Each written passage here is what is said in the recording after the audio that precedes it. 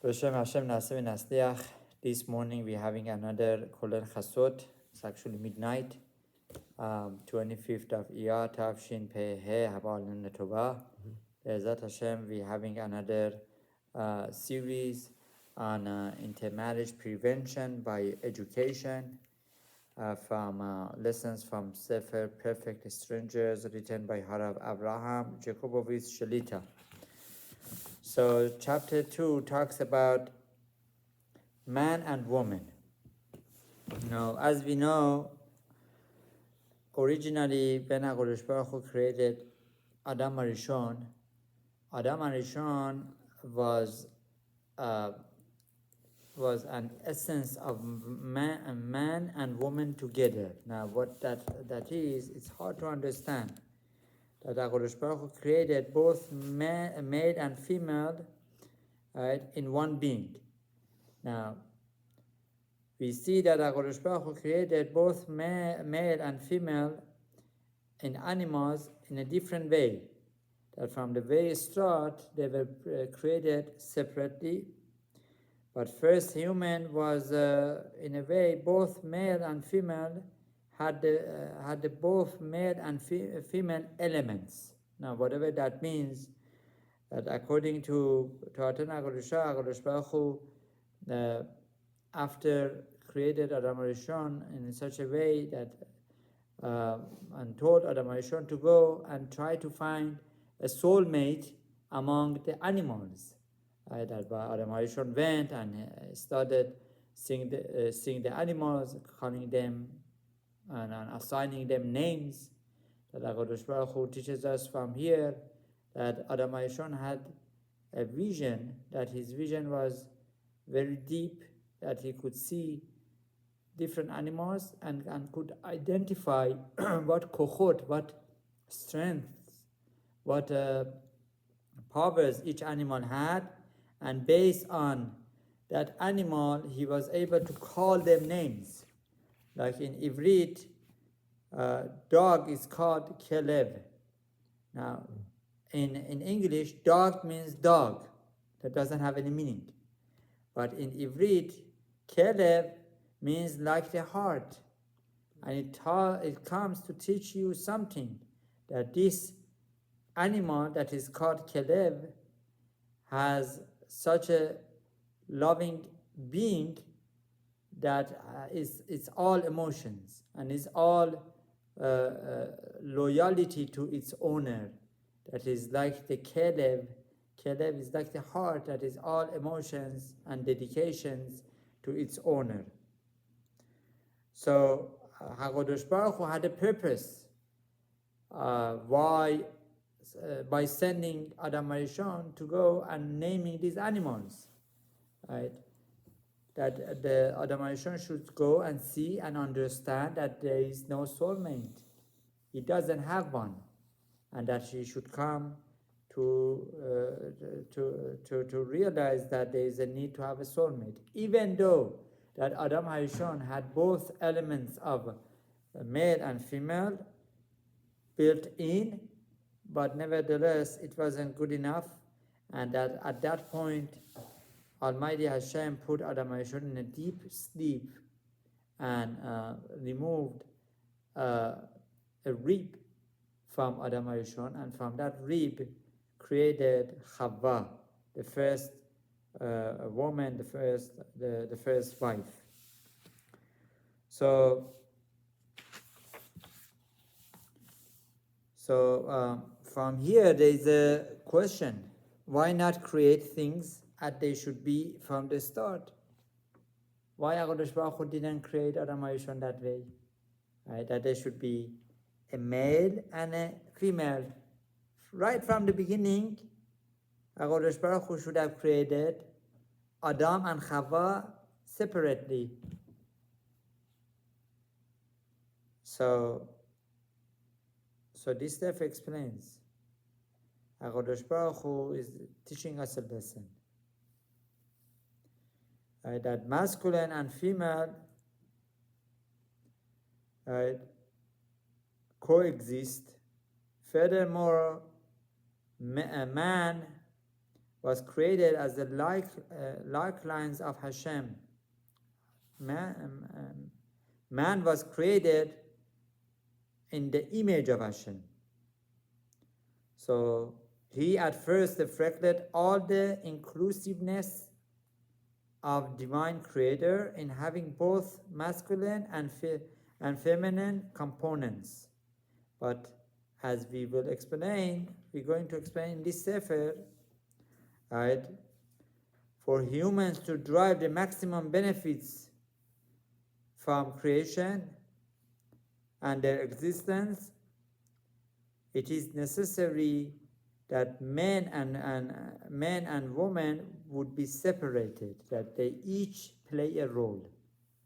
Right? They cannot be created in one being. They need to be separated. Right? Now the separation created the field of interaction between the two, that they should come to interact.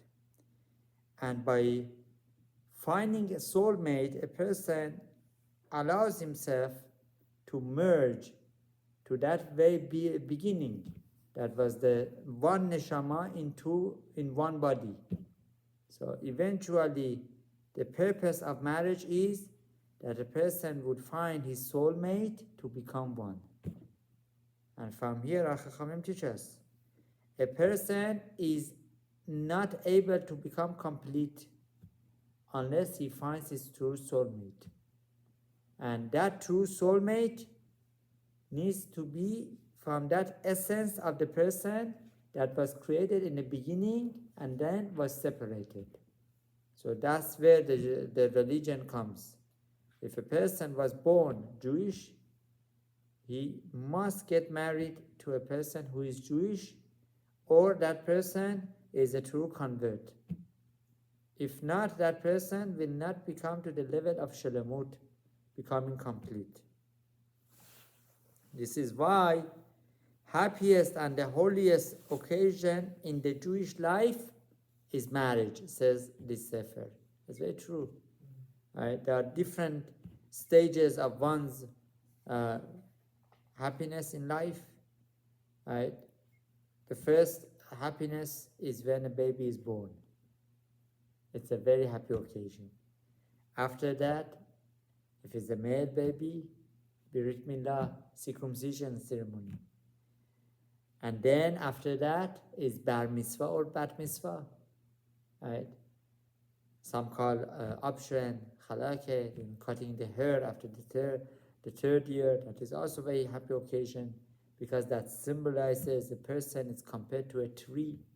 And just like fruit of the fruit trees cannot be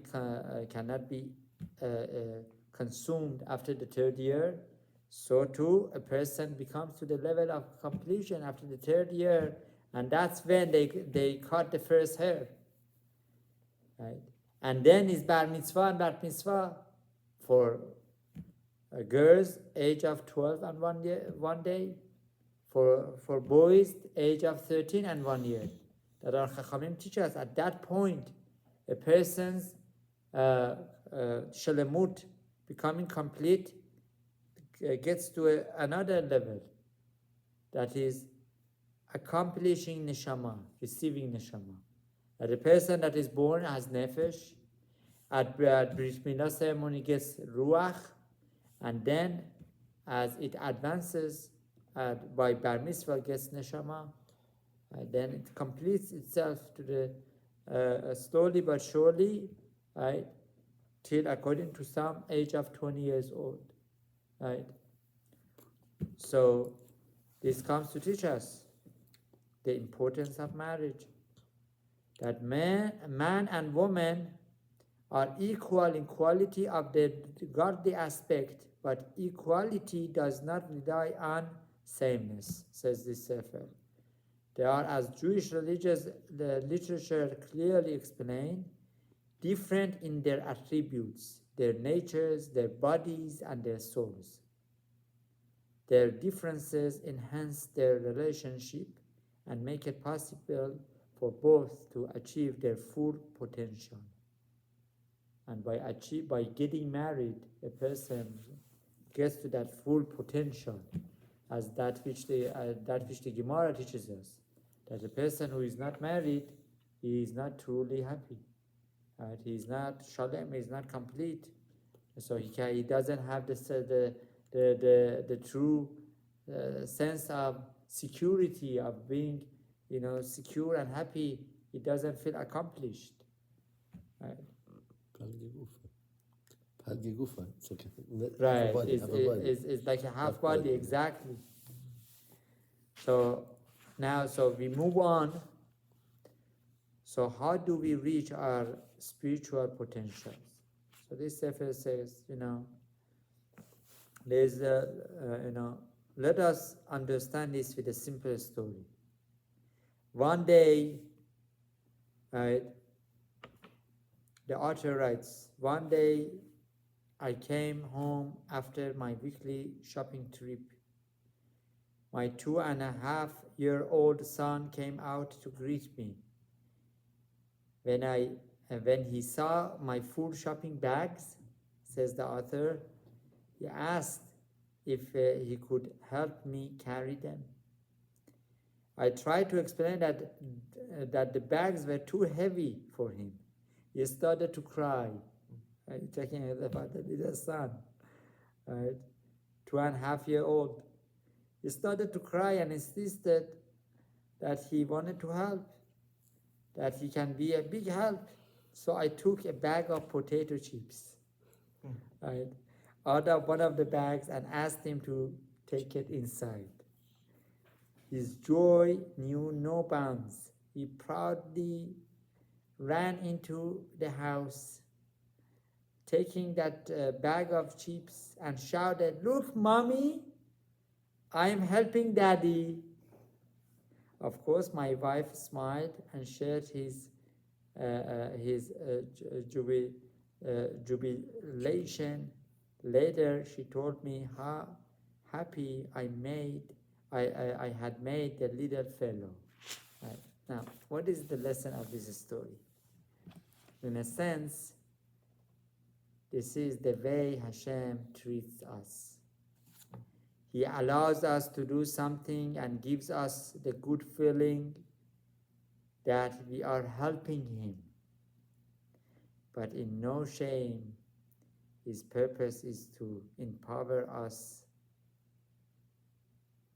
to achieve more important things in life. In other words, Hashem doesn't need us to do anything for Him.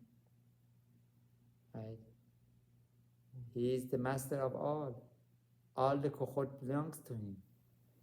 But in order to make us feel achieved, He gives us different opportunities. Right? The child's need to help and the feeling of accomplishment and self-worth is so important that results in helping others. Right? So that's what it means, that we have the need. The need that we have is to do good, to achieve happiness, to do good to others. That's one of the lessons of marriage, that when a person is married with a true soulmate, he or she is constantly giving. So that being is becoming godly-like, just HaKadosh Baruch Hu, that is completely giving. And if a person is not married to his or true soulmate, then is not truly giving. A lot of marriages get to divorce. Why? Because the purpose of their reunion is not to give, is to take. And Torah teaches us. That's why a person needs to understand marriage is not all about getting, it's more about giving. That's why in Judaism, true love is called ahava. Ahava comes from the word, the shoresh of have, giving. When you give, in return you receive love, you receive appreciation. Right? So from here we see how important it is that the person finds his true soulmate and not fooling himself by seeing the seemingly temporarily love or affection or appreciation that is not rooted in deep love. The deep love is when two parties, husband and wife, come together, right, to build their world to come, to build the purpose of creation, which is becoming Shalom. May HaKadosh Baruch Hu help us to help others to find their true soulmate, that to understand the purpose of marriage is not certain enjoyment or certain physical life. Temporary physical life is actually building their world to come. Baruch Adonai Le'olam. Amen. Amen.